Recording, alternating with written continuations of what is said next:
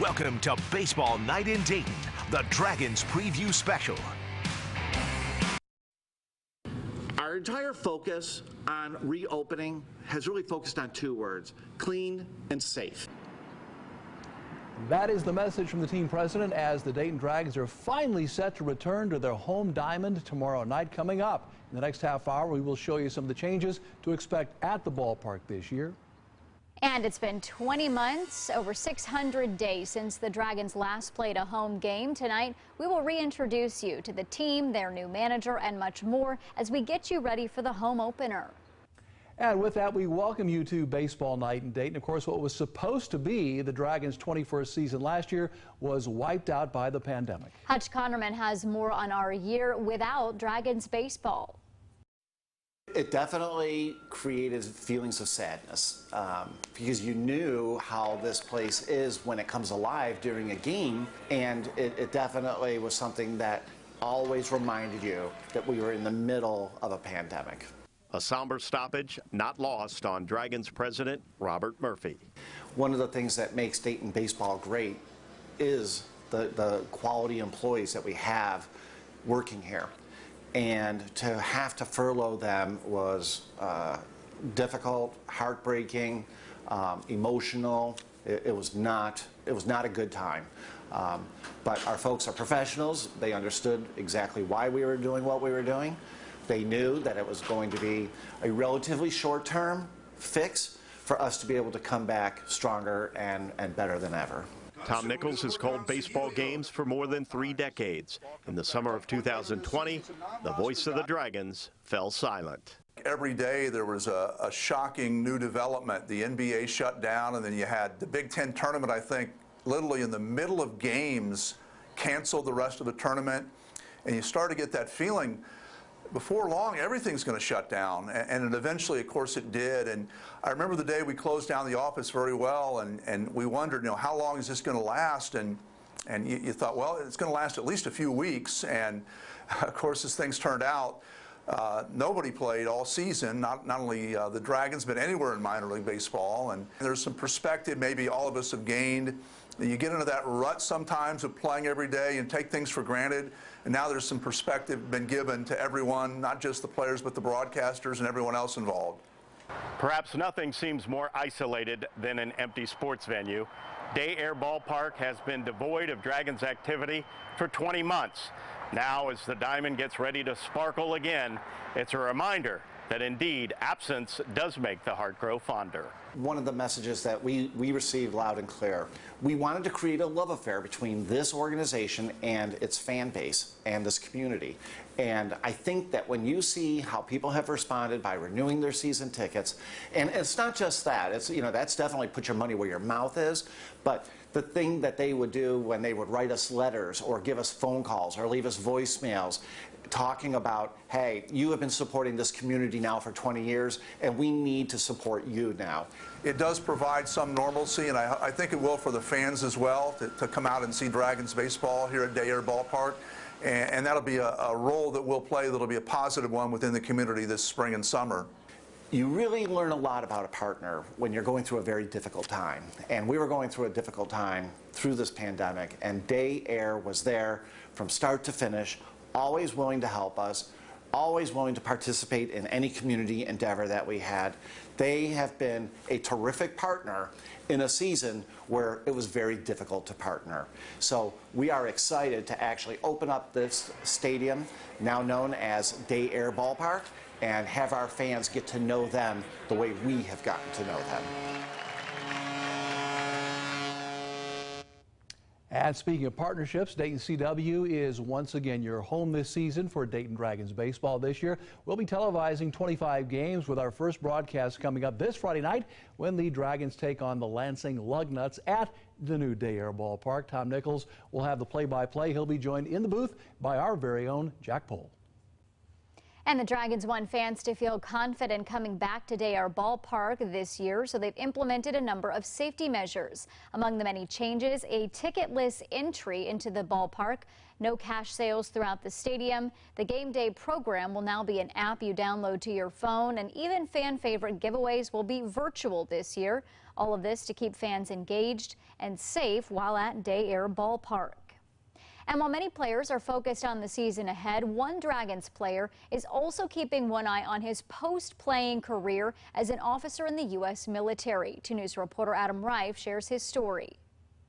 Jacob Hurtubise is all about speed on the base paths and here in the outfield. In fact, Baseball America ranked him the fastest player in the entire Reds organization. That's before he even played a game. But he's also a precision player whose military training has set him up for a career in professional baseball and beyond. I had to Google what West Point even was. When Jacob Hurtubise was being recruited out of high school, he had no idea West Point was a service academy, but he quickly realized it was the right fit. Knowing that I have 5 years of service to serve, our great country, that was the decision that I didn't take lightly. At the top of their lineup, it's one of the hardest outs.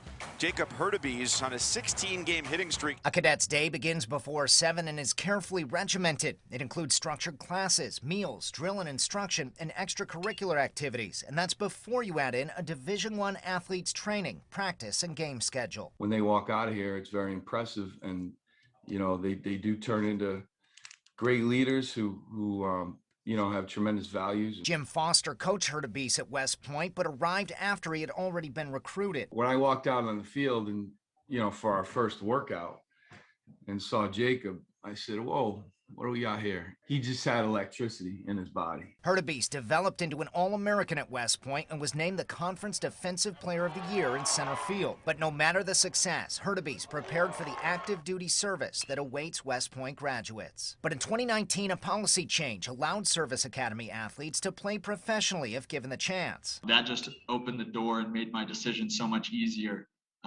To be able to, sign and to be able to just come and play immediately after graduation. So for now, his military obligations are on hold.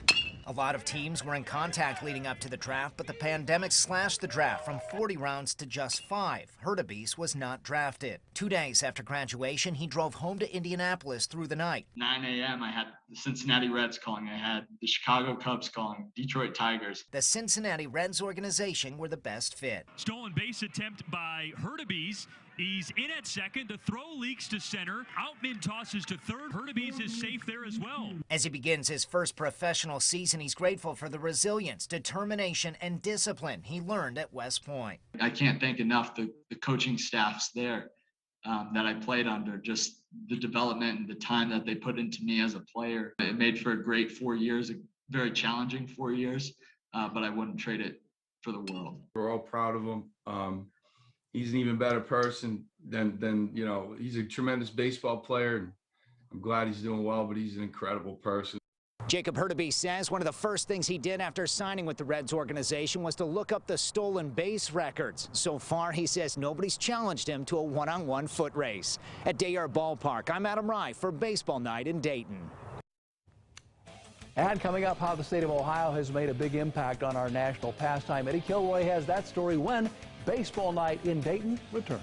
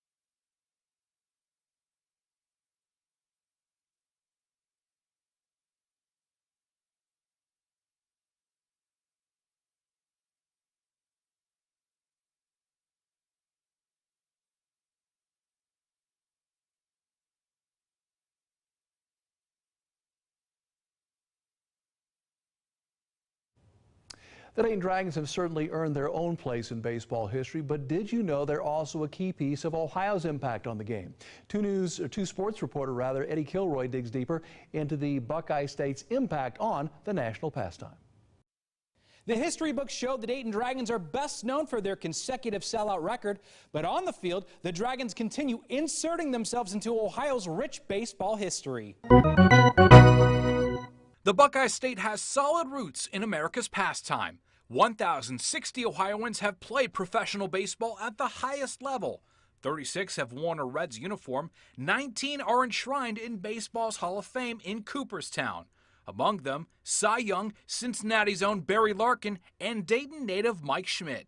I think Ohio, the number of colleges here, the number of teams playing, the fact that we have 2 professional teams at the major league level, and and especially in the Cincinnati, Dayton area, there's a terrific history and reputation here of amateur baseball, youth baseball. And that's been a stepping point for an awful lot of major leaguers who have come through. Ohio's baseball history can't be written without the Dayton Dragons. Since their arrival in the Miami Valley back in 2000, 106 Dragons have made it to the show. None of which hailed from the Buckeye State, but that could soon change. Enter starting pitcher Connor Curlis. The Findlay native is now with the Chattanooga Lookouts, hoping to become the first Ohio-born Dragon to make it to the big leagues. And it's always been a dream of mine since, growing up. So to see that I'm in AA right now, one call away, you just never know. So you just got to take every day and go out there and do your best and see what happens from there. It's stories like Connor's and teams like the Dragons fueling the next generation of homegrown talent here in Ohio. Just ask Wapakoneta native and Dragons pitching coach Brian Garman. I definitely think we have plenty of stuff in Ohio. There's no doubt about it. Cincinnati is definitely a hot spot. Columbus, it's growing. Northwest Ohio, I still think it's growing. And there are a few guys up around the Cleveland area, too, who are really kind of pushing it. And so I think we're starting to really see some guys who are going to be able to compete at a very high level on a national stage. The experts agree baseball isn't going anywhere, especially in Reds country. And you can expect the Dragons to be in lockstep with Cincinnati for years to come, making history along the way. And watching these young kids in a minor league setting just 50 miles away from Cincinnati is a terrific advantage, and it helps nurture the fans' interest in not only the current team, but in the future team. It brings a whole dimension to it that if the Dragons were somewhere else, that wouldn't exist. So I think it's a really vital part of the Reds' overall strategy and towards developing and keeping their fan base. In Dayton, Eddie Kilroy, 2 Sports. Coming up, the Dragons have a great team on the field this year, but they also have a great team set to give fans great entertainment in between innings. That story is straight ahead. You can't have a ball game without the good eats, the traditional favorites making a comeback, and what's new this year. Looks like cool but dry baseball weather on the way for the rest of the week. I'll have your complete Storm Team 2 opening night forecast just ahead.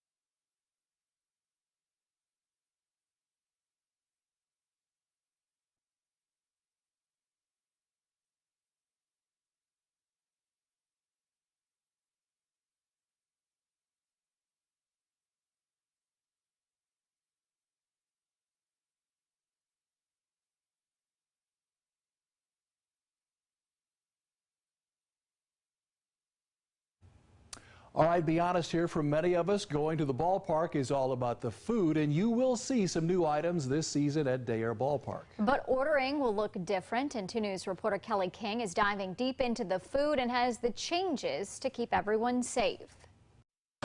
Essential to any ball game is the food, and the Dayton Dragons are hitting it out of the park. Step up to the plate. No, not that plate. This one. We're going to be hosting about 2,600 people in the ballpark, which is obviously far less than the 8,000 plus we're used to. Seats won't be filled to capacity this year, but stomachs will. Just as important as the sights and the sounds is the taste. You really can't go to a ballpark without having the hot dog and beer. Of course, plenty of Pepsi products. We've had Marshall pretzels here. They make fresh baked pretzels. Drive them down to the stadium every day on a game day. Donato's Pizza, we make that all fresh right here. Peanuts, popcorn, they're still part of the lineup. And like the bases, nachos are loaded. We're also introducing this year a nacho helmet, right? So you get your Dragons batting helmet filled with nachos, pulled pork, nacho cheese, sour cream. Also joining the roster, a local favorite, Mike Sells potato chips, are going to be in the ballpark this year as well. To satisfy every fan's sweet tooth, new this year, Grater's ice cream.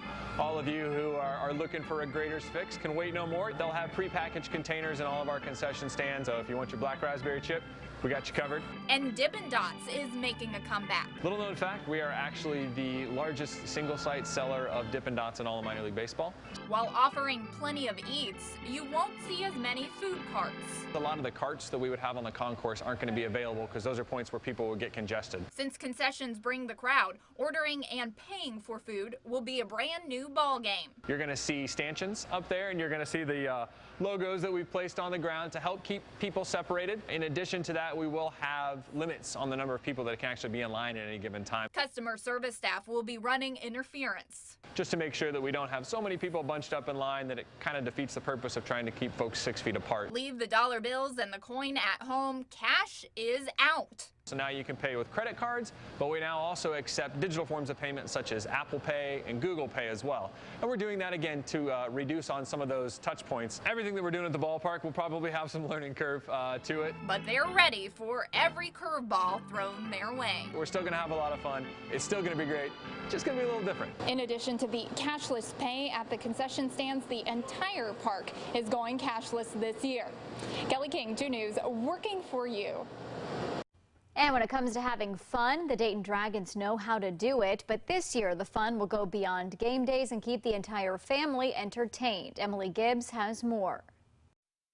Day Air Ballpark is home to the Dayton Dragons, of course, but you won't just hear the crack of the bat or the fans cheering this season. You'll hear laughs, movie lines, and maybe even some Zen music. It's time for entertainment on the field. Let the fun begin. We're going to have some yoga nights, we're doing a flea market, and we hope to maybe host a few more comedy events during the course of the summer, and we're trying to work on some concerts. 2020 may have been a slow year for baseball, but it left time for the Dayton Dragons to knock it out of the park when it comes to a fun-filled, entertaining 2021. Provides a great multi-use purpose for the facility, which we've always wanted to do in our past 20 years. I think the pandemic has also forced us to look at other events from revenue generation and also just making a lot more activity for season ticket holders in the community to participate in. It's all about community at Day Air Ballpark and also supporting groups that may have struggled throughout the pandemic with the pause of entertainment. In August, we're having the Nitro Circus event, which was scheduled for 2020 that got obviously canceled, is now rescheduled for August 28th. So the folks from Nitro with their motorcycles and bikes and ramps and jumps will be coming. We're very excited about that. We're also going to be hosting some public movie nights. I think we're going to do 5 of those once a month during the course of the summer, where people can put a blanket out on the field and watch a family-oriented movie out on the biggest, best HD TV in all of our communities. You're not going to want to strike out. Sign up and get tickets for these events as soon as possible, as they are still operating under reduced capacity. You know, when bad things happen, it focuses you to look at how to operate better, more efficiently, more cost-effective, do more with less. And I think we did learn a lot from the pandemic because of the things that we had to start taking a look at. So don't miss out. It will be a home run of a summer for the entire family. I think it just feels natural. You're outside in the sun at events, open air. I think people have missed their festivals. They've missed their Dragons baseball. They missed Reds baseball last year. So there's a lot of, I think, pent-up demand for people to get outside and socialize in a safe way, at a safe environment, and have fun again.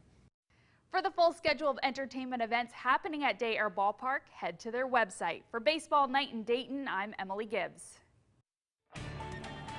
Now, Chief Meteorologist Brian Davis and your Storm Team 2 forecast.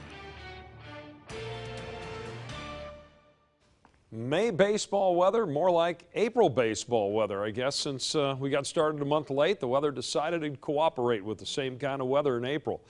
56 degrees expected for the temperature 7 p.m. Tuesday as we get the baseball season underway in Dayton. Partly cloudy skies, and it will be cool. The good news is if you're heading out to the game on Wednesday, mostly sunny, each day getting a little bit warmer, 60 for the first pitch, and then Thursday as Dayton plays the Lugnuts, 62 degrees on Thursday with mostly sunny skies, and finally on Friday it looks like we'll see some mostly sunny conditions and milder temperatures, so each day getting a little bit warmer. Now the rain chances creep up a little bit this weekend. Saturday looking for a high temperature of 72 after morning low of 47, slight chance of some late day showers. Sunday looks like about 74, slight chance of showers and a chance of rain on Monday, but at least we find the 70s again.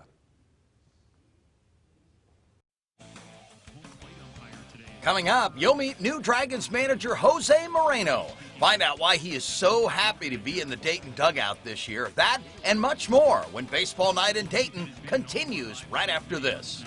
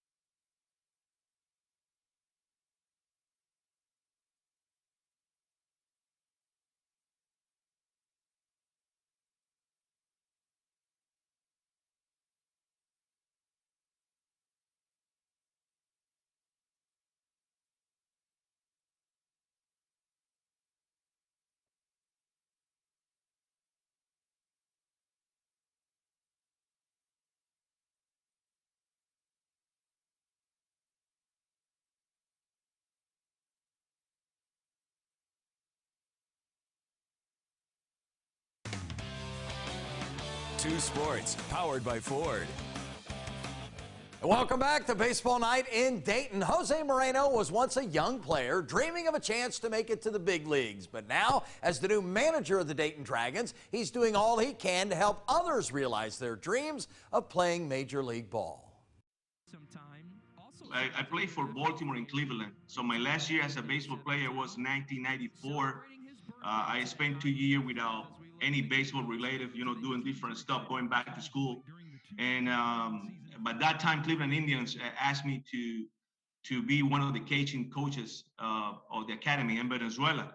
So that's when everything started. I didn't get to the big leagues as a player, but now I try to help the kids, to reach, to the best level of baseball. So I'm very happy to take the route and then continue to learn, every day. Moreno has been learning and teaching for a long time in the game.